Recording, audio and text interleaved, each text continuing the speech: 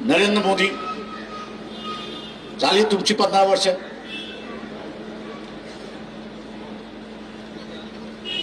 तुमचे सगळे गुलाम आहेत याची मला जाणीव आहे. पण एप्रिल पर्यंत थांबा. तुमच्या 2 रील्स बाहेर काढल्याशिवाय मी राहणार नाही. आता त्या रील्स येऊन द्यायच्या नसतील.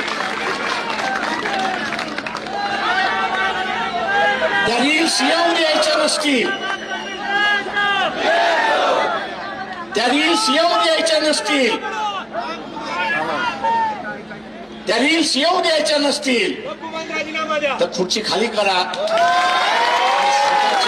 टेन्शन थांबवा. आमच्या पुढे 2च मार्ग आहेत. एक तर देशाला वाचवा आणि ते जर करायचं असेल तर तुम्हाला संपवा. आणि तुम्हाला इज्जत वाचवायची असेल तर तुम्ही खाली करा. आम्ही असताना बघून घेऊ. मी इथल्या बीजेपी वाल्यांना सांगतोय की आम्ही तुमचा राजीनामा नाही मागत. सत्ता ही तुमचीच राहणार आहे. का लोकांनी तुम्हाला 5 वर्षासाठी निवडून दिले. तुम्ही काही निवडणूक घेणार नाही. तुम्ही काही निवडणूक घेणार नाही. त्याच्यावर सत्ता तुमचीच राहील. फक्त ती सत्ता राहत असताना भारताचं सार्वभौम ही कायम राहिलं पाहिजे. आणि त्यासाठी तुम्हाला नरेंद्र मोदी याची बळी हा द्यावाच लागणार. उद्याची होळी आहे.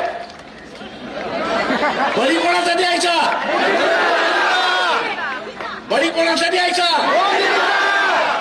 जेव्हा आपण उद्या द्या एवढं आवाहन करतो आणि आपली रजा घेतो.